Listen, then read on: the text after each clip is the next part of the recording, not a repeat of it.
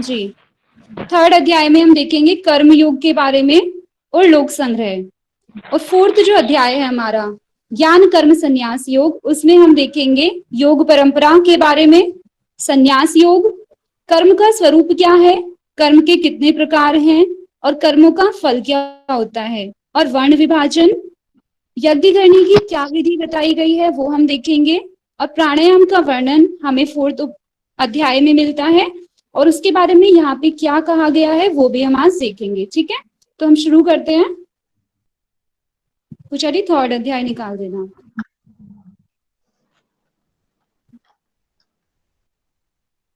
Chapter के name सभी, जो अध्याय के नेम है वो सभी याद कर लेंगे, वो थोड़ा इंपॉर्टेंट है, गीता में वहां से क्वेश्चंस बनते हैं।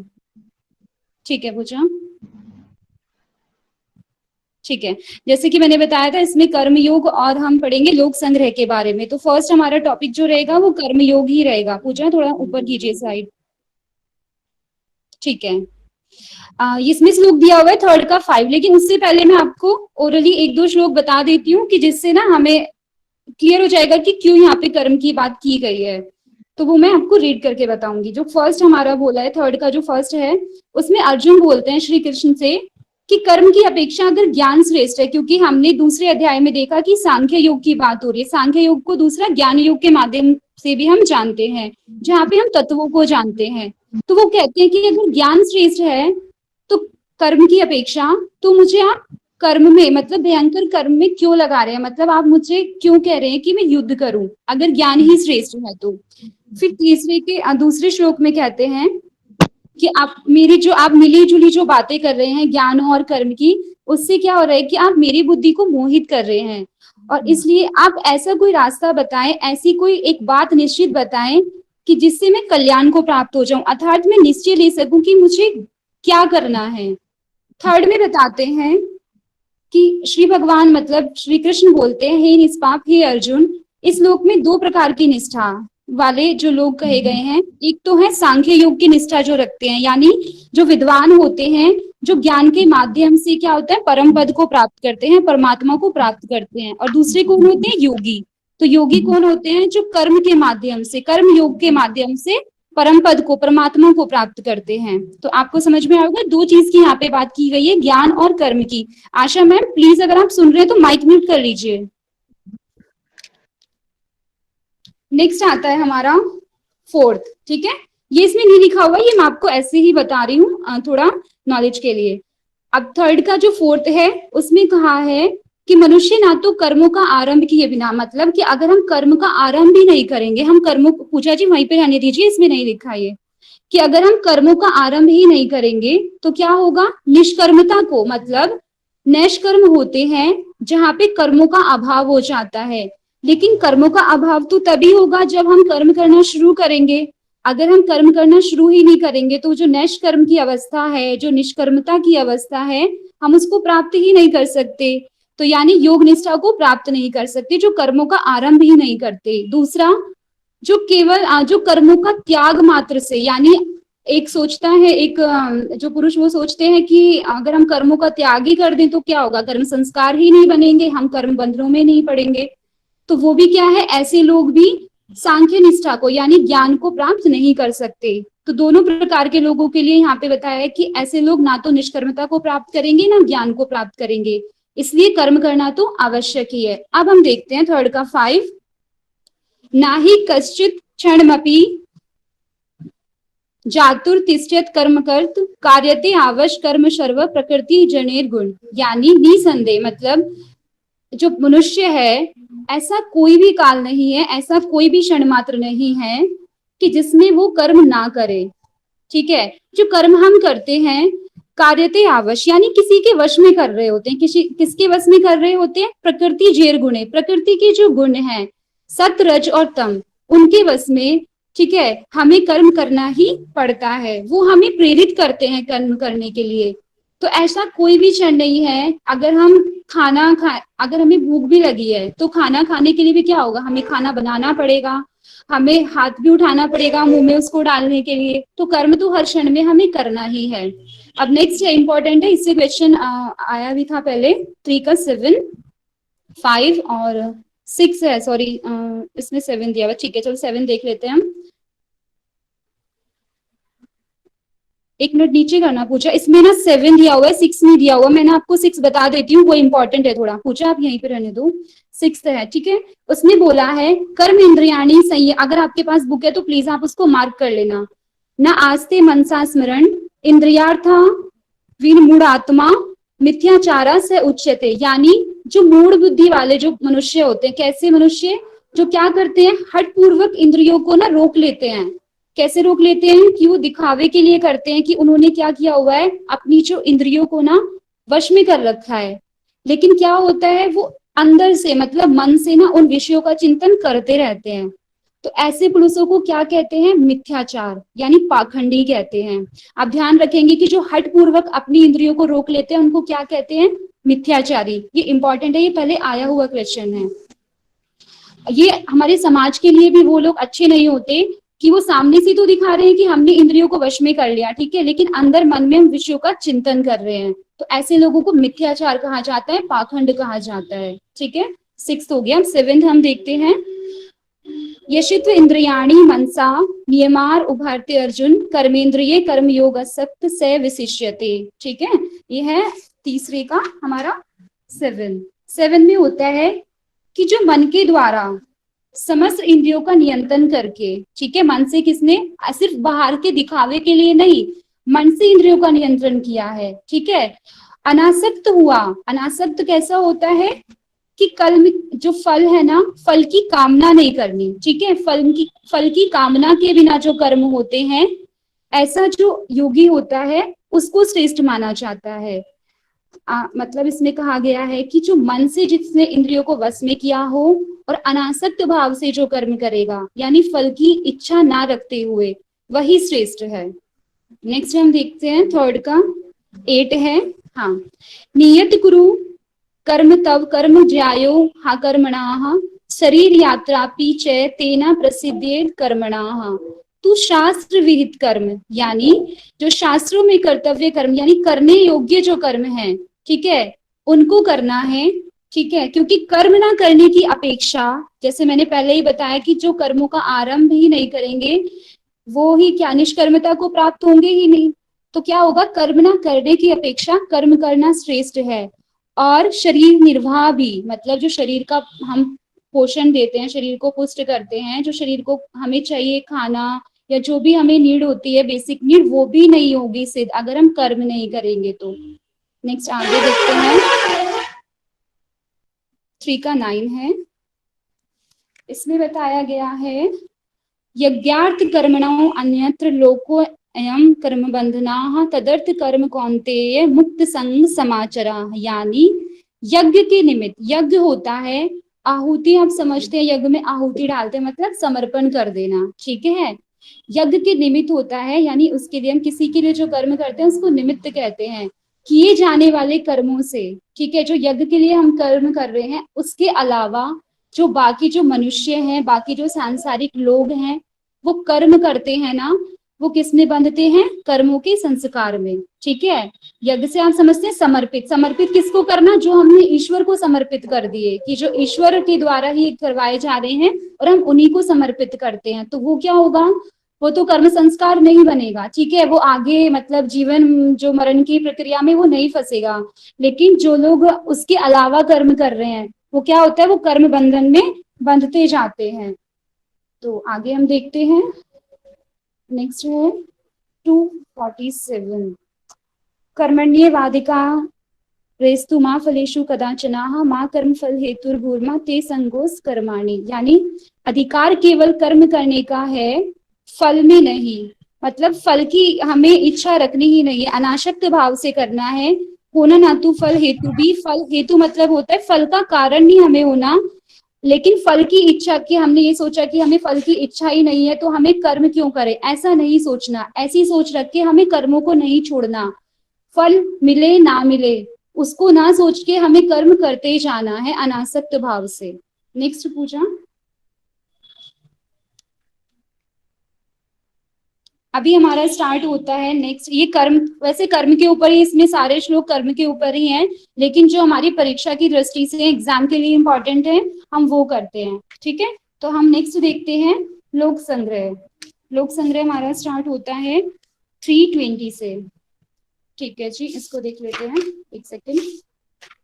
हाँ, इसमें क्या बोला गया है, कर्मणे ही संसिधि मा स्थिता जनकादाय हाँ लोक संगम में वापी संपश्यन कर्तुम करहसी। यहाँ पे जो भगवान है, श्री कृष्ण है, वो किसका एग्जाम्पल देते हैं, जनक जी का। ठीक है, श्री कृष्ण कहते हैं अर्जुन को कि जो जनक थे, जनक आदि जन का उदाहरण देते हुए कहते हैं कि जो जनक थे वो ब्रह्मवेत्ता थे, यानी उन्होंने यथार्थ ज्ञान, जो विवेक ख्याति जिसको कह सकते हैं, पृथक पृथक ज्ञान जब हो जाता है पुरुष और प्रकृति का, वो प्राप्त कर चुके थे और वो जीवन मुक्त अवस्था में थे। ठीक है, तो वो क्या होता है, उनका अभी प्रारब्ध बचा हुआ था, जो वो प्रारब्ध कर्म भोग रहे थे जीवित अवस्था, जो जीवन मुक्त थे, लेकिन तब भी वो क्या था, वो कर्म कर रहे थे। और कर्म कैसे कर रहे थे, वो लोक संग्रह के लिए। अब वो जीवन मुक्त है, यानी अब वो मुक्ति को प्राप्त कर चुके हैं, उसके बाद भी उन्होंने कर्म किए, किसके लिए, लोक संग्रह के लिए। लोक संग्रह से हम समझ सकते हैं कि संसारी जो जीव होते हैं उनके उत्कर्ष और कल्याण के लिए जो कर्म किए जाते हैं वो लोक संग्रह के अंतर्गत आते हैं। तो वो लोक संग्रह के कर्म करते हुए ही सिद्धि को प्राप्त किया उन्होंने। ठीक है, तो यहाँ पे वो ऐसे अर्जुन को समझाते हैं कि कर्म की इंपॉर्टेंस क्या होती है, कि कर्म करते हुए भी लोक संग्रह, यानी जो सांसारिक लोगों को कल्याण करते हुए भी सिद्धि को प्राप्त किया जा सकता है। नेक्स्ट करते हैं 321। अब वो एग्जाम्पल देते हैं कि यदाचार, इसमें है ना थ्री, ठीक है, यदाचरित श्रेष्ठ सतत देवतरो जनाः स यत् प्रमाण कुरुते लोकस्त दन नुरुवर्तते। ठीक है, इसमें बोलते हैं श्रेष्ठ जन, यानी जो श्रेष्ठ लोग होते हैं उनको क्या होता है, हम उनको अपना आदर्श मानते हैं। ठीक है, जैसे हमारा भी कोई कोई आइडियल हो सकता है कि कोई स्वामी विवेकानंद जी को मानते हैं, कोई महर्षि दयानंद जी को मानते हैं। तो क्या होता है, जैसे उन्होंने कर्म किए थे हम उसका क्या करते हैं, अनुसरण करते हैं, उनको हम फॉलो करते हैं कि जैसे वो करते थे हम वैसे ही कर्म करें। तो ऐसे उन्होंने बताया कि जो श्रेष्ठ जन होते हैं वो जैसा जैसा आचरण करते हैं, यहाँ पे बोला है संसदीय मास, सॉरी, श्रेष्ठ सतत देवित्रो, इत्रो यानी देवता से जो अलग होते हैं, इतर जो होते हैं, इतर मतलब अलग, उनसे जो अलग लोग हैं, बाकी लोग भी उनको देखकर वैसा ही आचरण करते हैं। और जो श्रेष्ठ लोग होते हैं वो जो भी प्रमाण मानते हैं, यानी जो भी प्रथाओं को वो अपनाते हैं, जो भी लौकिक चीजें वो अपना लेते हैं, तो बाकी जो लोग होते हैं प्रमाण स्वरूप उनको वैसा ही स्वीकार कर लेते कि उन्होंने वैसा किया था तो हमें भी वैसा ही करना है। तो एक ये भी रीजन है कि जो श्रेष्ठ पुरुष है उनको कर्म करना चाहिए, और कर्म भी कैसा, आसक्ति वाला, फल की इच्छा ना करते हुए दूसरों का कल्याण के लिए। ठीक है, आगे हम देखते हैं। नेक्स्ट है इसमें 322। हाँ, इसमें बताते हैं नामे पार्थास्ति कर्तव्यम त्रिषु लोकेशु किंचन नाना वासम वासक्तव्य वर्त एव च कर्मणि। यानी हे अर्जुन, इन तीनों लोकों में वो अपने बारे में बताते हैं कि जो तीनों लोग हैं, ऐसा उनके लिए कोई भी कार्य नहीं है कि जो उनको करना है, और ऐसी कोई भी वस्तु नहीं है जो उनको प्राप्त करनी है, लेकिन फिर भी क्या होता है, वो कर्म करते हैं। ठीक है, परंतु फिर भी उनको कर्म करना है। क्यों करना है, इसमें शायद ध्यान युवा मैं बता देती हूँ कि क्योंकि हे पार्थ, हे अर्जुन, यदि मैं सावधान होकर कर्म ना करूं तो क्या होगा, इससे बड़ी हानि होगी। क्या हानि होगी, कि जो श्री कृष्ण का अनुसरण करने वाले हैं, जो श्री कृष्ण को भक्ति रूप जो उनको मानते हैं, भक्त जो उनके हैं, वो उस मार्ग का ही अनुसरण करेंगे, यानी वो भी कर्म करना बंद कर देंगे। इसलिए क्या होता है, श्री कृष्ण यानी भगवान को भी कर्म करने होते हैं। आगे हम देखते हैं, नेक्स्ट है 337। क्या है, एक मिनट। ओके, यहाँ पे क्रम बताया है उत्पत्ति का कि किससे क्या उत्पन्न हुआ है। ठीक है, इसको देख लेते हैं, ये इंपॉर्टेंट है, इस क्रम को याद करना है हमें। जी पूजा जी, ठीक है, थोड़ा ऊपर कर दो, ये श्लोक है, इससे थोड़ा ऊपर कर दीजिए। हाँ, और ऊपर कर दो, अभी नीचे जाएगा। ठीक है, नहीं पूजा, ऊपर वाला पहले। हाँ ठीक है, इसमें बताया है कि जो संपूर्ण भूत है यानी जो प्राणी है उनकी उत्पत्ति किससे हुई है? अन्न से हुई है।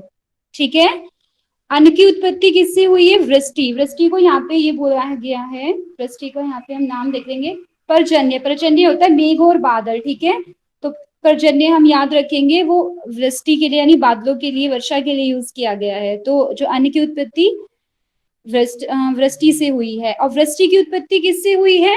यज्ञ से। आगे पूछा, थोड़ा आगे करेंगे। यज्ञ की उत्पत्ति हुई है शुभ कर्मों से, और शुभ कर्म की उत्पत्ति हुई है ब्रह्म से, और ब्रह्म की उत्पत्ति हुई है अक्षर से। तो अगर हम देखें यहाँ पर, अगर हम सभी चीजों को देखें और विचार करें तो समस्त कर्मों का जो मूलभूत है वो क्या है? यज्ञ है। ठीक है, तो यहाँ पे यज्ञ को मेन बताया गया है, क्योंकि बार बार क्या, अगर हम देखें कि जो वृष्टि है, वृष्टि किससे उत्पन्न हो रही है? यज्ञ से हो रही है। यज्ञ से ही, उसी से क्या उत्पन्न हो रहा है? फिर वृष्टि से अन्न उत्पन्न होता है। तो और अन्न से क्या होता है? प्राणियों की उत्पत्ति होती है। तो यज्ञ को यहाँ पे मेन माना गया है, और ये क्रम हमें याद कर लेना है। जब हम क्विज बनाएंगे तो उसमें भी क्वेश्चन डाल देंगे। आगे पूछा 337।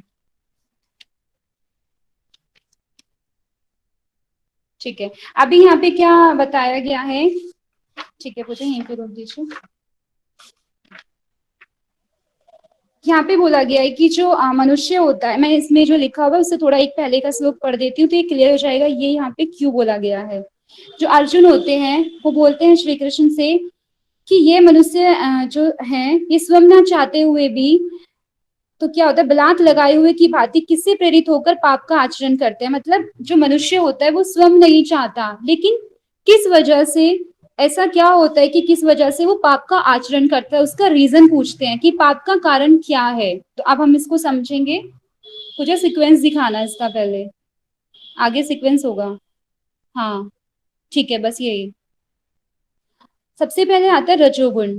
ठीक है, रजोगुण से पैदा होता है, क्या पैदा होता है? काम व क्रोध। इससे हमें पता चल जाएगा कि पाप का कारण यानी जो ना करने योग्य कर्म है वो क्यों किए जाते हैं, जो करने नहीं चाहिए। रजोगुण से पैदा होता है काम व क्रोध। पाप कराने वाला कौन है? पेट है, यानी यह बहुत खाने वाला है और ये बड़ा पापी है। पाप कराने वाला पेट है। और यहाँ पे एग्जाम्पल दिया है थोड़ा कि जैसे गर्भ ढका होता है किससे? झिल्ली से। आग किससे ढक जाती है? धुएं से। और शीश, ठीक है, शीशा है, वो शीश नहीं है, शीशा यानी दर्पण। और दर्पण किससे ढक जाता है? धूल से। तो वैसे ही जो ज्ञान होता है, ठीक है, ज्ञान किससे ढक जाता है? काम से। काम क्या होता है? अज्ञान और वासना। ठीक है, तो यहाँ पे क्या हुआ कि जो ज्ञान है वो अज्ञान और वासना से ढक गया। तो उसका क्या रीजन हुआ? कि वो एक पाप का कारण हुआ। एक और श्लोक है इसका, पूछा ऊपर करना, वो ऊपर श्लोक दे दिया है।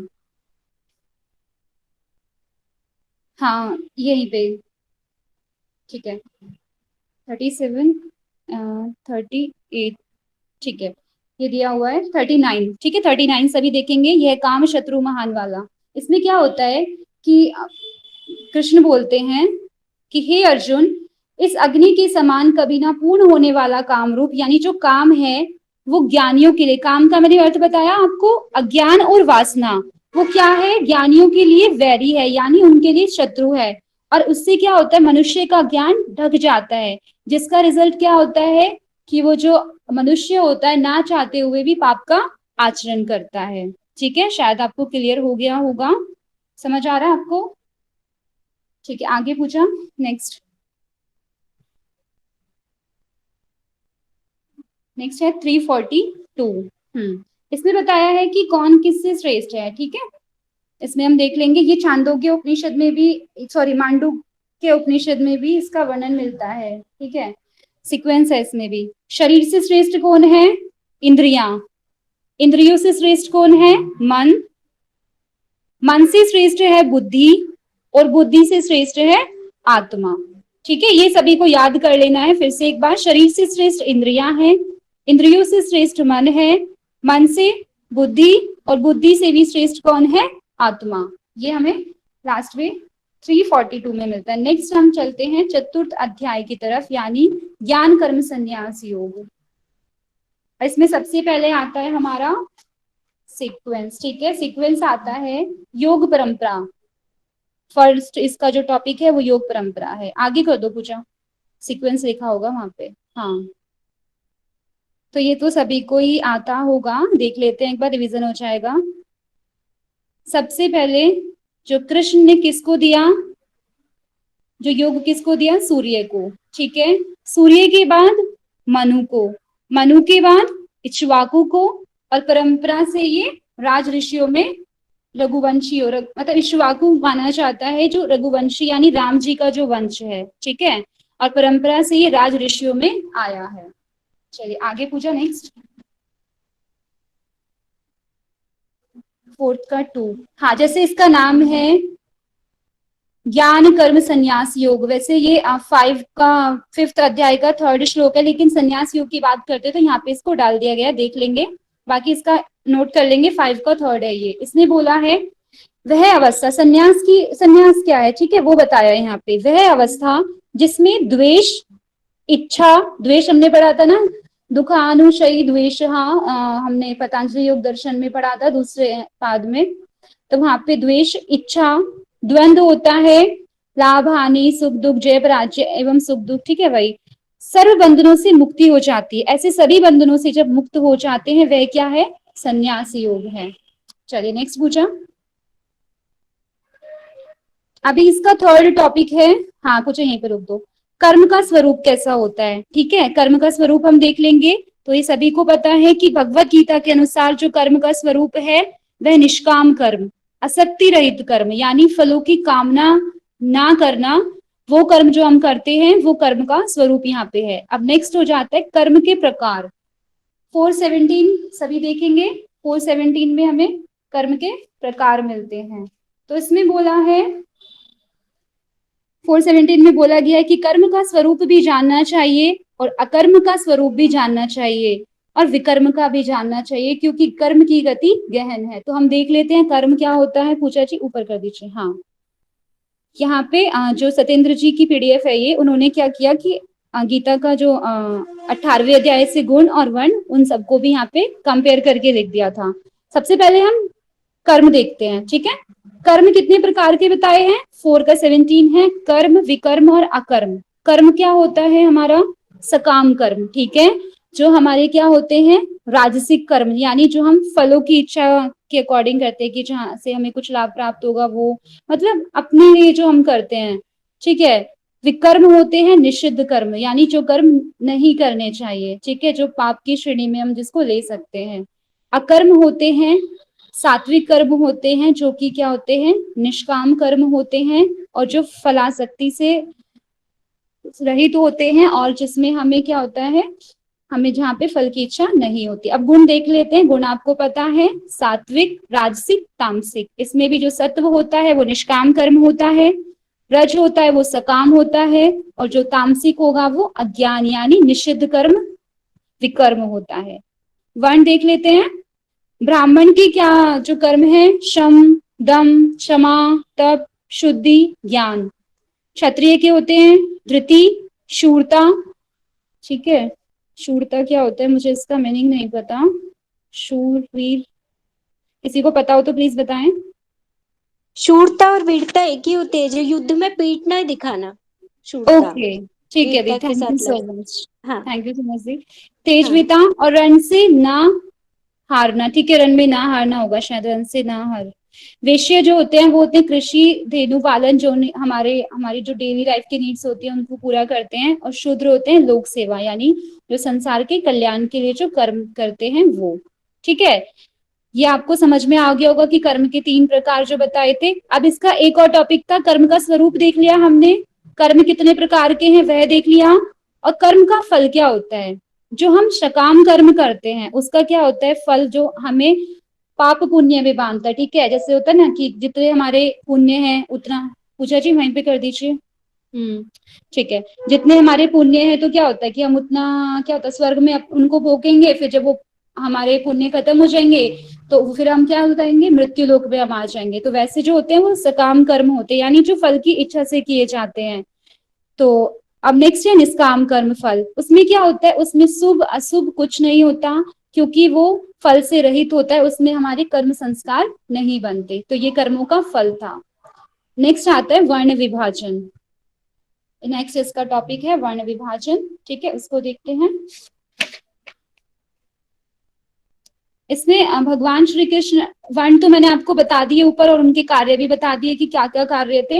अब हम देख लेते हैं कि इसमें भगवान श्री कृष्ण कहते हैं कि सृष्टि रचना, ठीक है, जो सृष्टि की रचना करते हैं और जो कर्म के आधार पर लोगों को बांटते हैं, वर्ण के आधार पर, जो ब्राह्मण क्षत्रिय वैश्य और शूद्र होते हैं, और गुणों के आधार पर, और उनके जो कर्म का विभाग करते हैं, ठीक है, ये सब भगवान के द्वारा ही रचा हुआ होता है। लेकिन ये सब करने के बाद भी, है तो ये कर्म ही, लेकिन उनको तू, वो बोलते हैं अर्जुन को कि मुझको तू आकर्ता ही जान, मतलब जैसे हम बोलते हैं ना, अशक्ति को त्यागने वाला कर्म, जो निष्काम कर्म होता है वो यही होता है कि कर्म तो कर रहे हैं लेकिन फिर भी आकर्ता होता है, उसका कुछ पाप पुण्य शुभ अशुभ कर्म नहीं बनते, वो कर्म फल संस्कारों में वो नहीं बनते। तो श्री कृष्ण अपना भी एग्जाम्पल देते कि मैं भी कर्म करता हूँ लेकिन फिर भी तू मुझको आकर्ता जान। नेक्स्ट आ जाइए 4 का 5 जो टॉपिक है यज्ञ करने की विधि, ठीक है, टॉपिक वाइज कवर हो रहा है, एग्जाम पर्पस से जो जो चीजें हमें पूछी जाएंगी उसके अकॉर्डिंग है ये सारा।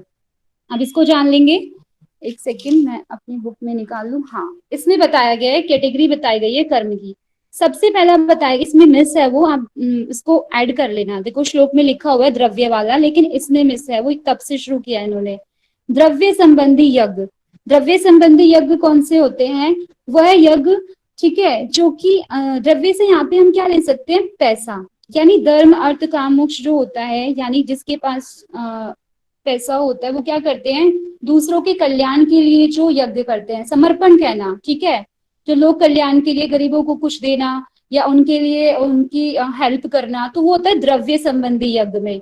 फिर है तपस्या रूप यज्ञ, तपस्या रूप में हम कह सकते हैं तप जो करते हैं, उसमें हमारा वो भी आ जाता है कि जो फास्ट होते हैं थोड़े, चंद्रायन और फास्ट होते हैं इस तरीके के जो बहुत हार्ड होते हैं वो, और किसी भी चीज का यानी द्वंद्वों को सहते हुए अपने मार्ग, छोटे छोटे लक्ष्य को तय करना, वो तप में आ जाता है।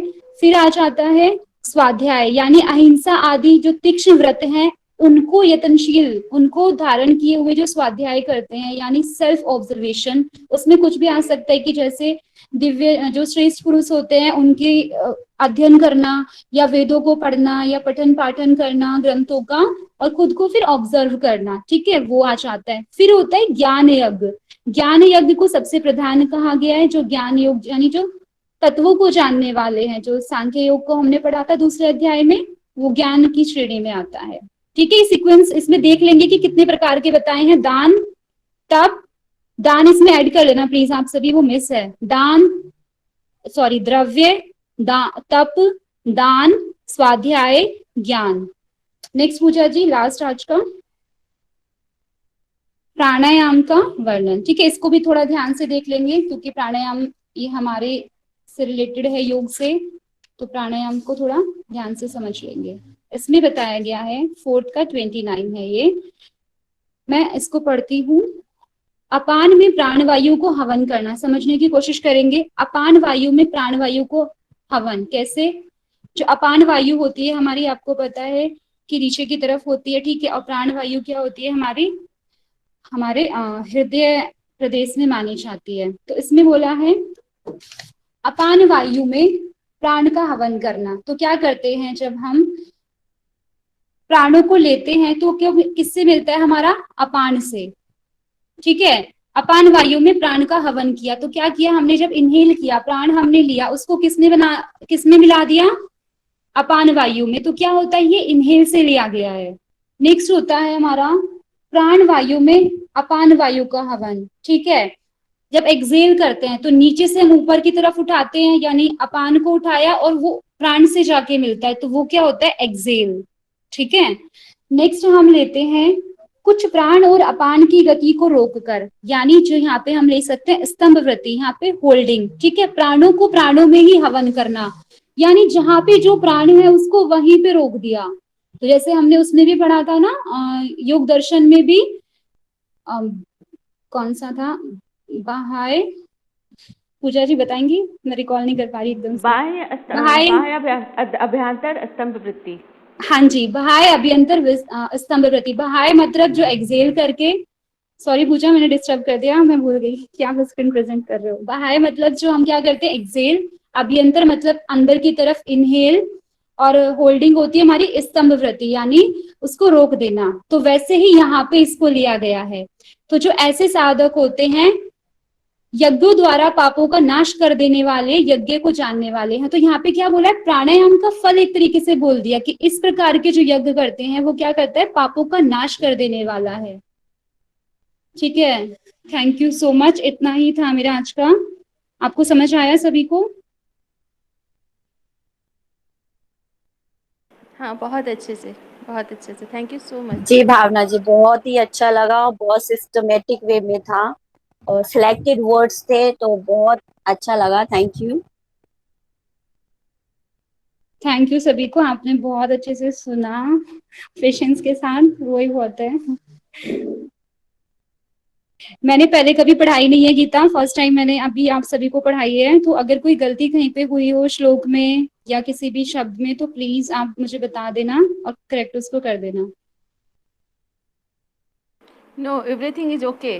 भावना, आप बहुत अच्छा पढ़ा रहे थे और फर्स्ट टाइम था तभी भी बहुत अच्छा था, और हम लोग बहुत अप्रिशिएट हो, और बहुत अच्छा लग रहा था कि इतने अच्छे से समझने को मौका मिला। ठीक है, thank you so much. Thank you so much, thank you.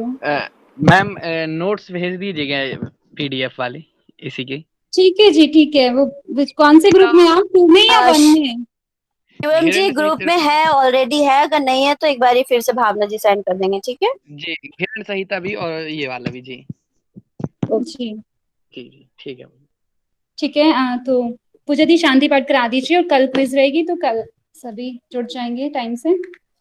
Yes ठीक है सभी। फीडबैक का बोल दीजिए आप। नो नो नो फीडबैक, आज फीडबैक नहीं है, बस मैंने वो डाल दिया था, उसको देख के प्लीज नहीं देना। कल है फीडबैक, ठीक है नीरज जी?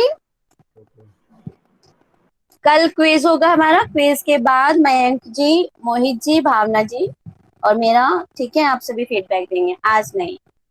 तो और किसी को कोई क्वेश्चन पूछना है भावना जी से, कोई भी डाउट्स हैं तो आप पूछ सकते हैं, और कुछ ऐड ऑन करना है तो वो भी कर सकते हैं। अदरवाइज हम लोग अभी अपना सेशन क्लोज करते हैं। तो भावना जी क्लोज करें सेशन? हाँ जी पूजा जी। पीडीएफ मैम एक दो क्वेश्चन थे वो। सेंड कर दिए मैंने। हाँ जी प्लीज अंशुमन जी प्लीज। हाँ sorry for disturb you, but एक छोटा सा क्वेश्चन। नहीं कोई बात नहीं, प्लीज पूछिए। जी मैम, मैं ये पूछना चाह रहा था कि जैसे योग को सूर्य को दिया गया, सूर्य के बाद मनु को दिया गया, तो जी उनके बाद सप्तऋषियों को कहते हैं कई बार कि सप्तऋषियों को दिया गया, तो कौन इसके से बारे ऋषियों में को? सप्तऋषियों को योग दिया गया है, फिर उसके बाद पीढ़ी दर पीढ़ी चलता है योग। हाँ जी, इसके बारे में ज्यादा तो मुझे भी नहीं पता, बस ये बोला है कि यहाँ पे परंपरा से जो ऋषि थे उनको इसी परंपरा से प्राप्त हुआ था।